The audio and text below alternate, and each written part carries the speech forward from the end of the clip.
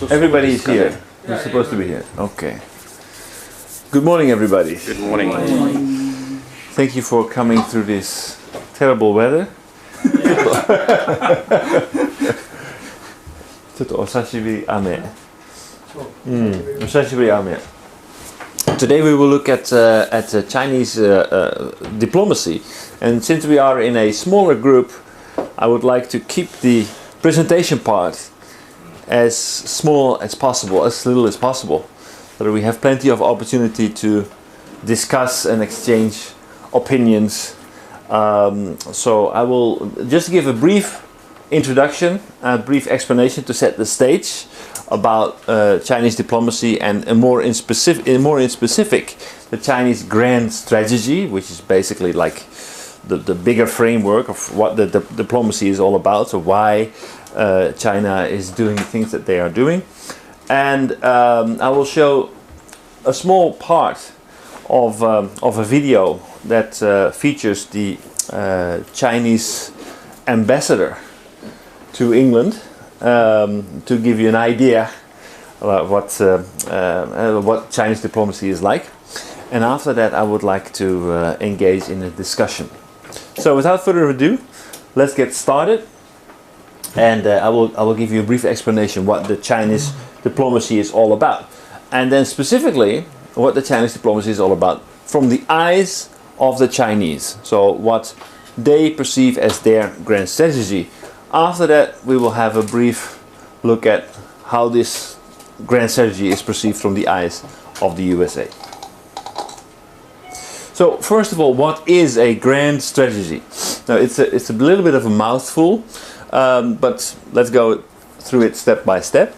The grand strategy is the art of controlling and utilizing the resources of a nation. This is exactly like basically economy. To control and utilize the resources of a nation. That means that how you're going to allocate your resources, how you're going to spend your money, maybe on defense, maybe on education, maybe on immigration policies, the whole package of how to allocate your money, how to divide your money and allocate it to different purposes, is what it says here, the art of controlling and utilizing the resources of a nation to the end that its vital interests, the vital interest is what the country sees as important, shall be effectively promoted and secured against enemies, actual, potential or merely presumed enemies. So basically, how are you going to spend your money so that it safeguards, so that it makes sure that your national interests, the things that you think are important for your country, are safeguarded against other nations, enemies, or other nations, not always other nations. In the case of the United States, they declared a war on terrorism, which is also an enemy, which is not a nation. But so this is the thing. Grand strategy: allocate how to allocate your resources in order to protect your interest against enemies. So jumping ahead, so what is the Chinese grand strategy? It basically consists of 4 elements. Number 1 is maintaining the internal order. That is the number 1 objective of the Chinese grand strategy. So first, internal. Then sustain high economic growth. Number 3 is to pacify the periphery. The periphery is everything that is directly around you. Like for example, the Yamanote line, the car line like they have in Paris, they call it périphérique. It's everything that is in your immediate surroundings. So pacify, so to make peace with your immediate surroundings.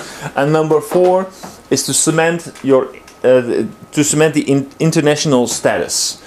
So to make sure that China, from the eyes of the Chinese, has been lagging behind. Their economy, their population is not equally represented in the international affairs. So they want to make sure that their presence is also felt in the international institutes. So zooming in a little bit on these goals. Number one was maintaining the internal order. This is perceived to be the most important goal and also a big challenge. If we look at allocating of resources, what China has been allocating to internal security is more than it has been allocated to external security. That means that they have invested more in keeping the nation together than they have invested in protecting the nation against outside influences. So this is the most important goal. And why is maintaining the internal order such a challenge? Economic success, and this is also the number two goal, but in terms of internal order, economic success was deemed to be necessary, part of the Chinese dream. But it also led, the economic success also led to disparities. Some people got a lot of money, other people did not benefit from the economic growth. And therefore the internal disparities, the people who have and the people who don't have, were growing. Another element is that with economic growth, people want to have more freedom. Now you have the resources, you want to spend the money, but the freedom is not really in line with what the Communist Party is all about. So freedom, the desire for freedom also puts more pressure on internal security. And number three, corruption. Economic success means that the money is being made, and more money, more and more people have an inclination to get a little bit of that money. So it's also an incentive for corruption. So economic success, while it's necessary, it also led to pressure on the What does numbers mean? Oh, this is just to highlight the so this is economic success. Because it has a lot of element in this. I try to condense the slides as much as possible. So disparities, desire for freedom, and corruption, economic success. That's the backside of the medal. Let's put it that way. Another thing that stresses the internal order is, for example, U.S. campaigns for number one, the rule of law. Not the rule of the party, but the rule of law. In China, the party is more important than the law. But in the United States, for example, the law is independent and the law is what decides. If it's written in the law, it should be obeyed. But that is not how it is organized in China. And US has been stressing this point over and over again, just like the protection of minorities, human rights issues. Every time a president is visiting China, there are questions about, are you going to ask questions about, are you going to draw attention to human rights? Even if the Prime Minister of the Netherlands is visiting China, this is the first question he gets. So why is it so important, and why is it maybe understood by both sides, that this kind of like protection of minorities, this pointing at human rights, is also destabilizing the country from within. It's encouraging people to stand up for their rights, and this is destabilizing the nation. Then the fourth element, a rejection of foreign mingling in internal affairs and surveillance of suspect domestic groups are things that like. Actually, this goes more or less hand in hand. Protection of the minorities and rejection of foreign mingling in internal affairs. It's very often mentioned. Okay, don't interfere with our business. We do business the way that we are doing business, and don't mingle with our internal affairs. This is very often heard. For example, remember South Africa was always saying this in the time of apartheid. This is just internal affairs. It's none of your business. Then surveilling of suspect domestic groups, which is part of the actual operational safeguarding of internal security. And another thing is that to maintain internal order is to unite people within your nation, and an effective way to do that is through nationalism. Appealing to nationalism, giving people pride in their nation is a binding factor. I think we discussed Hungary here as well. And for example, what we see in Hungary, where President Orbán is making a lot of claims and stopping foreigners at the borders, is an attempt to unite the nation, because he feels that there is a fertile ground, there is a inclination for the people of Hungary to go against foreigners, to have a common enemy, like a big wave of foreigners coming into the country. The actual reason for that is more that he is trying to distract people's attention, trying to unite people away from economic problems at home, because actually Hungary has very few immigrants, so it's not really a problem. But nationalism plays an important role. It's an important factor that can bring people together and maintain internal order. Nazi Germany is also a good example. The country was in shambles, it was facing huge economic problems, and this is the time when nationalism started to raise its hand. That is exactly the time when this is effective. The Communist Party has expanded its capabilities for domestic origin. Means that they have more means, they have more money, they have more people, they have more technology in order to maintain that internal order. So that is a very important part of the Chinese grand strategy. First of all, keep the country together. Second of all, sustain high economic growth. And we already saw that high economic growth comes with a price for internal stability, but it's also necessary. Chinese justification, the reason why so China has built up large monetary surpluses, developed technology either through legitimate or illegitimate means, and has become an integrated part of the world economy. So their supply chains, etc., are running rather smoothly from China into the rest of the world. So they have become a big part of the global economy, and they need this economic growth.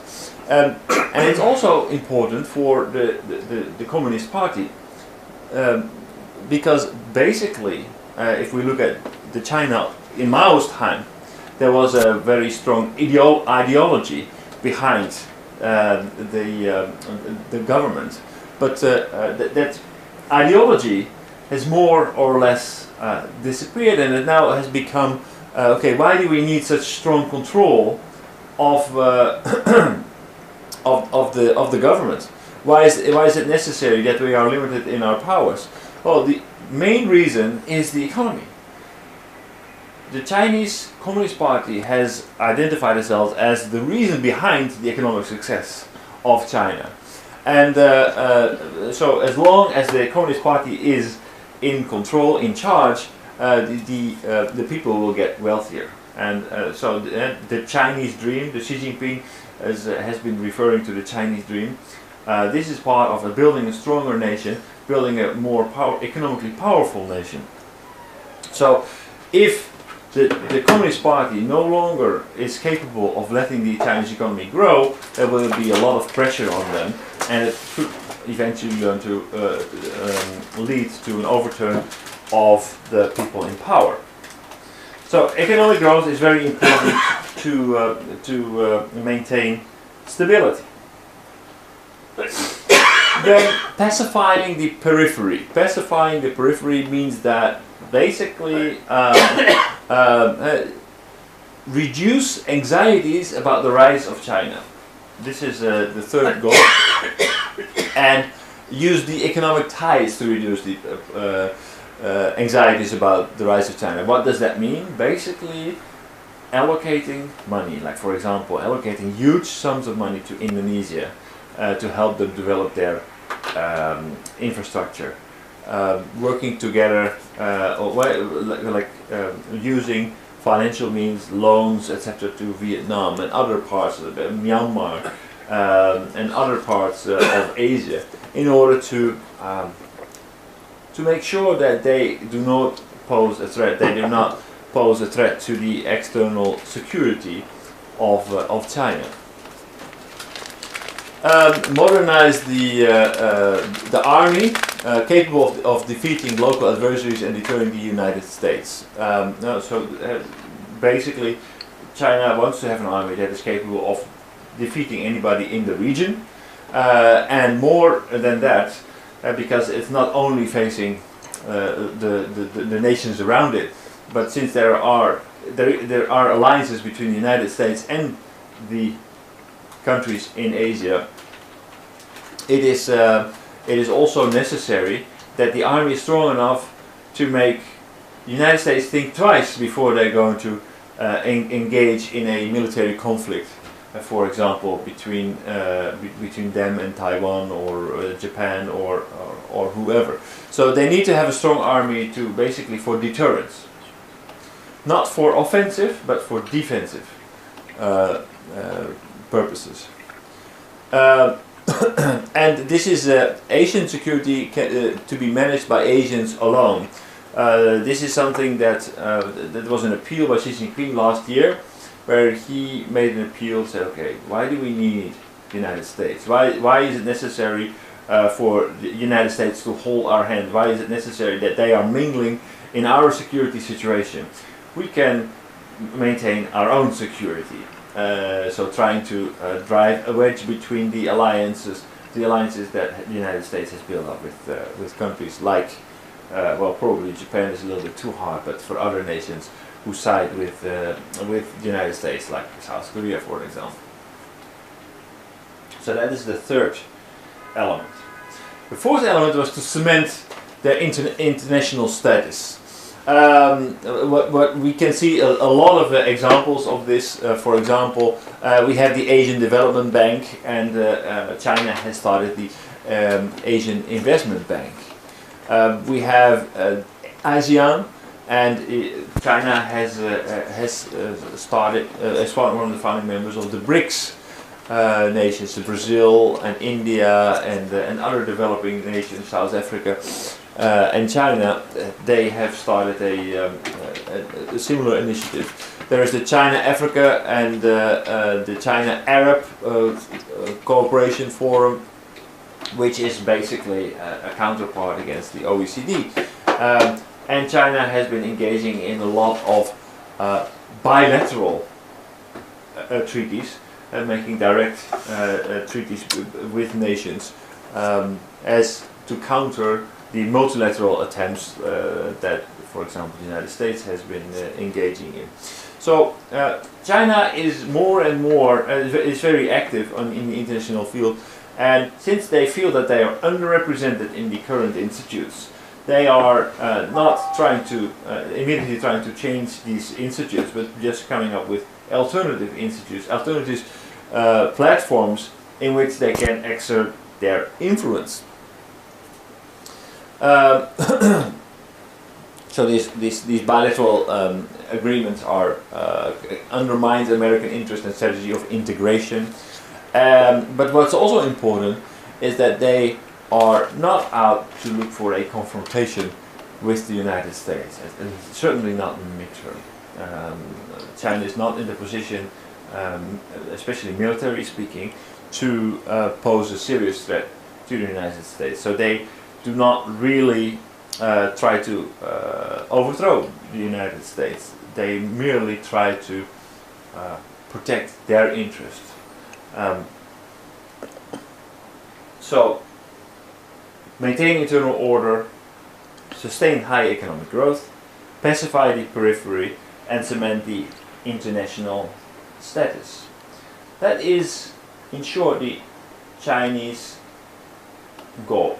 Now, what does it mean? Let's look directly at the Chinese ambassador to the UK, give an address. We will not go to the Q&A. We will only look at his speech to see what this looks like from the perspective of China. To discuss ancient stability and development. It means we can draw upon the very foundations of Chatham House for wisdom and insights. Okay, starts now. Some people say that the 21st century is the ancient century, as the 19th century was European century and the 20th century was American century. Perhaps it is still too early to tell if the 21st century is ancient century. But one thing is for sure.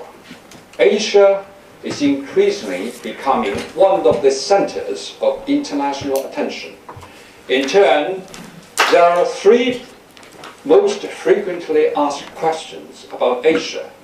So I'm going to answer all the three questions today. The first question: is today's Asia like Europe on the eve of the World War I? As the centenary of the World War I approaches, both political and academic circles are reflecting on the past. Some have compared today's Asia to pre-World War I Europe. Many of these analysts argue that Asia is facing rising conflict. These are compared to the relations between nations in Europe in 100 years ago. In recent years, there have been some escalating tensions among Asian countries. These issues concern history, military issues, as well as land and sea boundaries. So analysts reason that it is very likely that Asia will end up in conflict and war, just as Europe did in the late 19th century. Japanese Prime Minister Shinzo Abe himself drawn an analogy between current China-Japan relations to Anglo-German relations before World War I. However, if scholars believe in this view, I would say they are not seeing the wood for trees. If a political leader supports such an argument, then one must be suspicious of his real motives, because facts simply do not support the views of Mr. Abe. Then what are the facts about Asia? The basic fact is Asia enjoys a generally stable situation today. Peace, development, and cooperation are still the prevailing trend. I will use three words beginning with S to present you an analysis of Asia today. The first word is stable. There's a broad consensus among Asian countries to pursue stability. This is delivered by policies that seek peace, development, and properly handling differences through friendly consultation. In particular, sound relations between large countries are ballast of regional stability. Here are some examples. The China-Russia strategic partnership of cooperation is deepening. China and the United States are committed to building a new power relationship featuring non-conflict, non-confrontation, mutual respect, and win-win cooperation. Practical cooperation between China and ASEAN countries has scaled new heights. The second word is shining. In global economic and financial landscape, Asia has been shining while other regions dim. The role of Asia in powering world economic recovery and growth has become an accepted trend. This has come from the emerging economies in Asia maintaining fast growth. This makes Asia the world's most dynamic and most promising region for sustained economic growth. The IMF figures show that in 2013, Asian emerging economies grew by 6.3%, more than 2 times of the average world economic growth. The volume of trade, foreign exchange, and inbound FDI of Asia Pacific all made up half, or better than half, of the world total. The third word is solid. Regional cooperation within Asia enjoys a solid foundation. The content of such cooperation has been enriched. The quality has been raised. The cooperation has become regular and Thriving regional cooperation and exciting prospect will boost the growth rate and the quality of Asian advance. One driver is the trade agreement. Here, Asia leads the world in free trade agreements. In addition, Asia has made great advances in regional economic integration, transport connectivity, and security cooperation. At the same time, Asia also has some security challenges to tackle. These challenges have various causes. Some are legacies left over from World War II and the Cold War. Some arise from historic issues.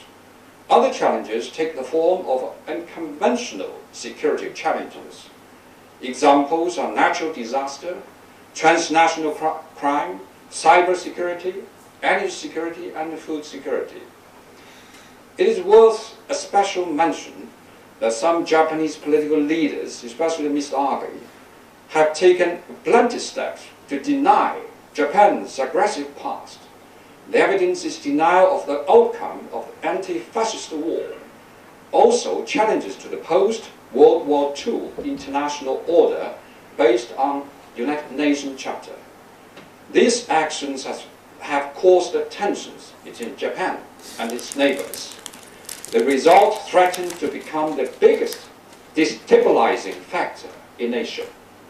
However, on balance, peace and development remain the theme of the times. Political, economic, cultural, and security cooperation among ancient countries have never been closer and more effective. Such cooperation is still growing.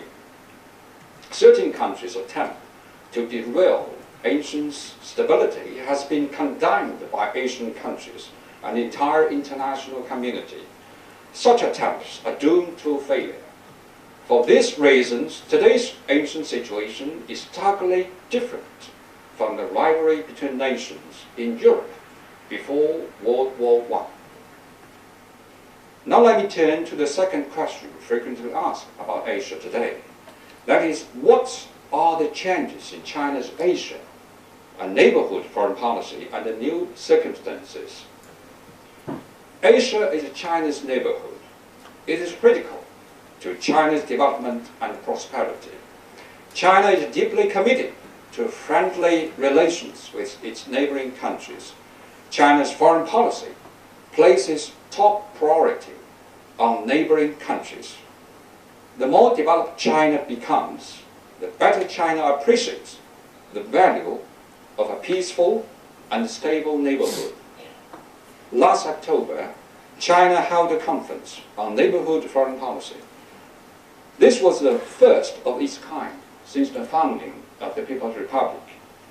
This conference set out the strategic goals, basic guidelines, and overall planning for China's neighborhood policy in the coming 5 to 10 years. The main principles are as follows. Build good neighborly relationships and partnerships with neighboring countries. Develop an amicable and peaceful and prosperous neighborhood. And stress affinity, sincerity, mutual benefit, and inclusiveness. These principles have opened a broader prospect of China's neighborhood diplomacy. Since the new Chinese leadership took office, China's neighborhood diplomacy has made fresh progress. Our friendship and cooperation with the neighboring countries have deepened. We will continue to make efforts in the following 4 areas. First, continue to build good neighborly relations and enhance political mutual trust with the neighboring countries. China will fulfill its responsibility in cementing lasting friendship among Asian countries. As the Chinese saying goes, water afar will not put out a fire at hand. A distant relative is not as helpful as a near neighbor. China and its neighbors enjoy geographical proximity and close people-to-people exchanges. We have supported each other in times of need and share will and woe. Good neighborly relationship and win-win cooperation is the hallmark of Asian country relations with China. After taking office, both President Xi Jinping and Premier Li Keqiang chose neighboring countries for their first overseas trips. In the past year, China exchanged visits with the 21 neighboring countries at the summit and the premier level. This shows high-level exchanges between China and its neighbors have reached out to almost all its neighboring countries. Going forward, China will do more to earn friendship and trust of its neighbors. We'll have a regular exchanges of visits. As we visit our relatives, we'll win more friends and partners with our own sincerity, integrity, and impact. China will never harm its neighbors to serve its own interests. Second, continue with a win-win cooperation and lend a strong impetus to Asian prosperity. As you say in English, one swallow does not make a summer. We in China have a similar saying.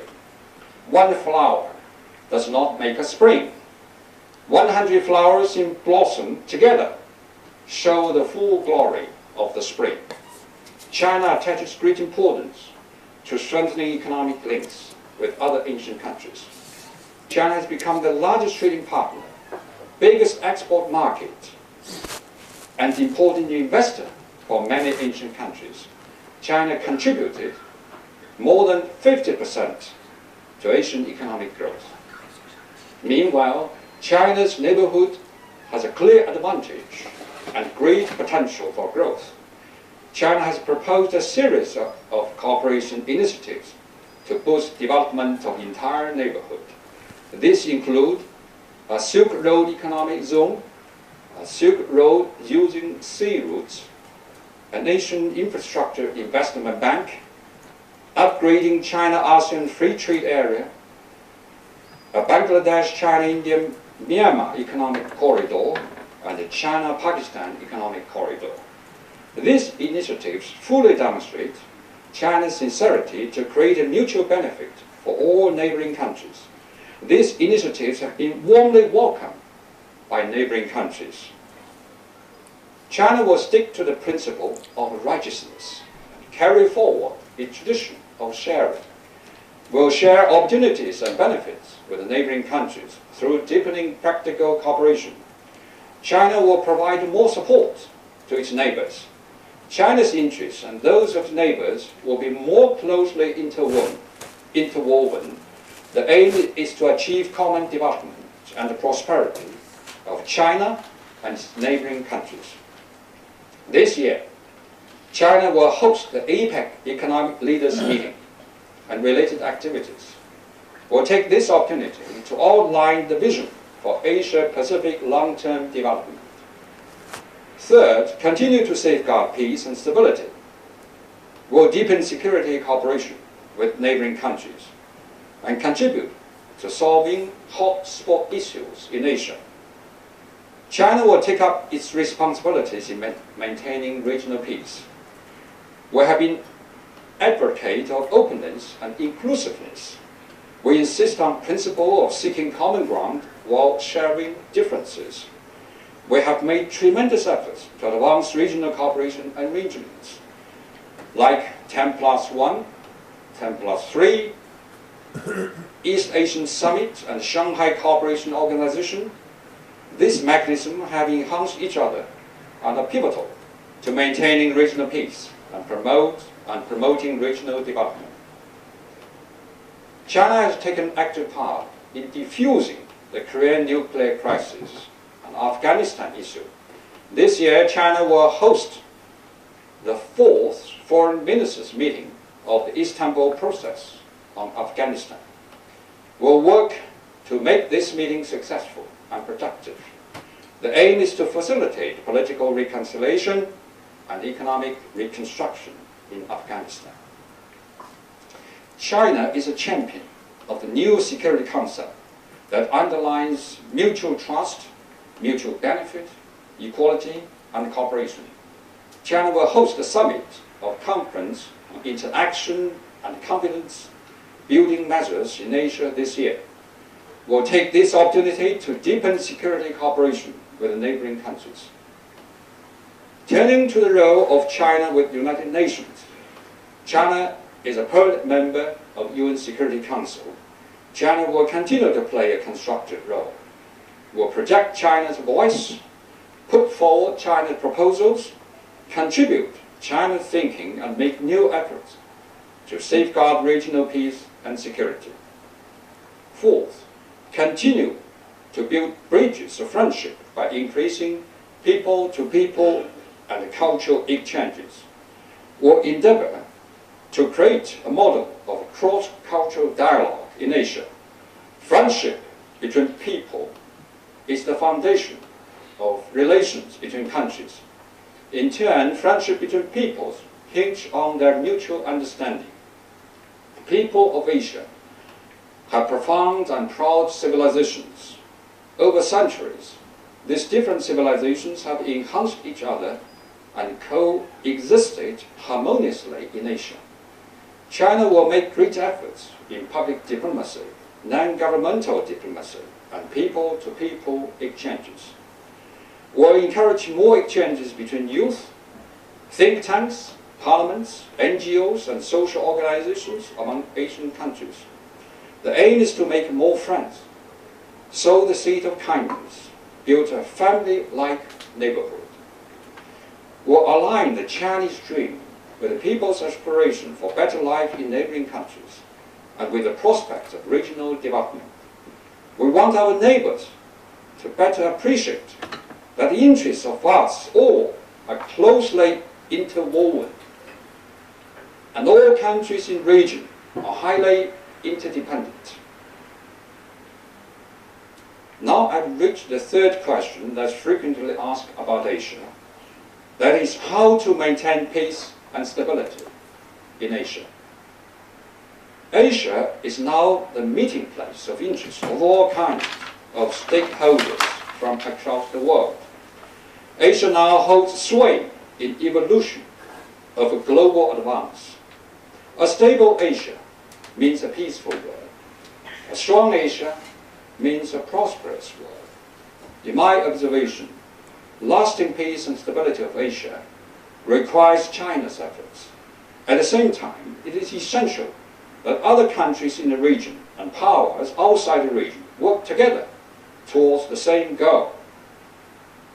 First, we should take inspiration from a famous Chinese saying, which is, use history as a mirror.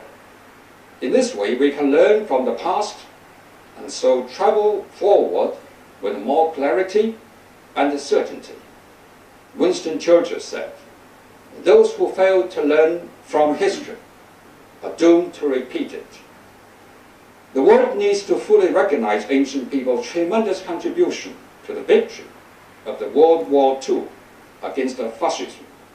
We should view sacrifice and sufferings of ancient people in the context of maintaining peace for all mankind. We should fully appreciate the importance of peaceful development to Japan and to Asia. The lessons of Japan's past of militarist aggression and colonial rule must be learned. The tribulations of Chinese people and the people of other countries caused by Japanese fascism must not be forgotten. Japan should show its sincerity. Japan must willingly admit its past mistakes caused by its militarism. And Japan has to earn the trust of China, Korea, and other Asian neighbors with credible actions. Only when truly learning the lessons of history can Japan's relation with its ancient neighbors have a future, and Asian people feel assured. I hope that some related countries will shoulder their responsibilities and learn from the lesson of appeasing Germany on the eve of World War II. I also hope that other countries will not attempt to have a foot in both camps and connive at Japan's rising militarism Otherwise, this risks taking Asia once again on the road into war and conflict. This means that international community should stay on high alert about the development in Japan. The international community must resolutely oppose and condemn any words or actions to negate the outcomes of global war against fascism. The international community must challenge any moves to change the post-World War II international order, and the international community should work together to uphold the principles and purpose of the UN Charter.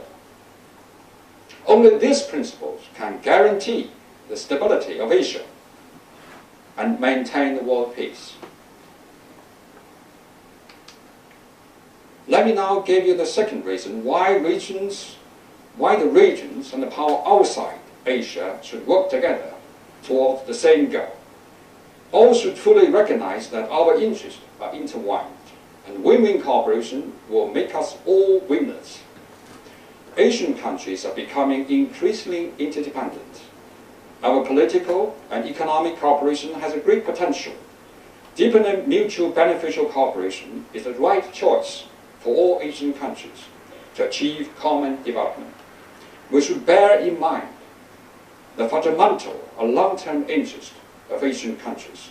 We should promote development through cooperation and enhance mutual trust through exchanges and raise the level of Asian collaboration. At the same time, countries in the region should probably handle differences through peaceful negotiations. We should explore ways to turn disputes on territorial land and sea from zero-sum games to win-win situation. In recent years, certain countries in the region have made unilateral provocations on disputed islands and hypered up a so-called China threat. They built up their military and so created regional tension. What they have done runs counter to the overriding trend of peace, cooperation, and development in Asia. For various purposes, some forces outside Asia have taken partial positions. This has aggravated a complicated situation and escalated tensions. My message today is clear. China will not give up its lawful rights and interests, nor compromise its core national interests. Meantime, China's door for dialogue is open. China has demonstrated sincerity of its commitment to peaceful solution of disputes. For example, we have reached agreement with Brunei and Vietnam on joint development and maritime cooperation. We have launched a negotiation process with ASEAN on COC. China hopes that related countries will discard the zero-sum game mentality, work with us for the same goal. This goal is to maintain peace and stability of Asia. Now I'd like to turn to the third reason why regions and powers outside Asia should work together toward the same goal. We should uphold a new security concept featuring mutual trust, equality, and cooperation. Asia belongs to Asian people. Asia also belongs to the world. The Pacific is vast. Asia is spacious. Asia's peace and stability call for concerted efforts from countries in the region. It also requires outside forces like the United States and Europe to play a positive and constructive role in Asian regional security. Asian countries should welcome this. At the same time, outside countries should also respect Asia's diversity and its long-standing tradition of cooperation. At present, Asia's security faces new challenges. Hotspots issues flare up one after another. Both traditional and non-conventional security challenges created new manifestations.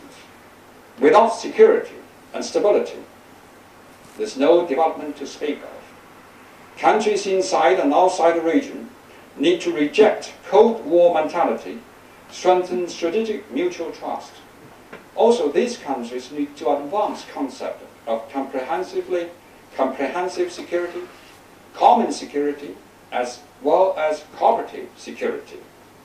Countries should actively engage in cooperation while respecting and accommodating each other's core interests and main concerns. We should make Asia a big stage rather than a boxing ring. Still less should we favor the selected ones or gang up to serve the self-interest at the cost of Asia's stability. Ladies and gentlemen, China's development cannot be achieved without the rest of Asia. Asia's development also needs China. China is committed to the path of peaceful development and committed to comprehensively deepening reform and opening up.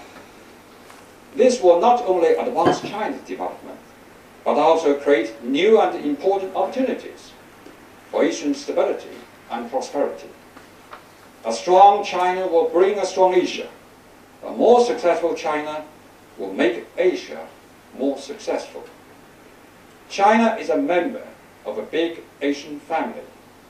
We stand ready to work with other Asian countries to achieve new Asia of peace, development, cooperation, and win-win. Thank you. Thank you for your attention.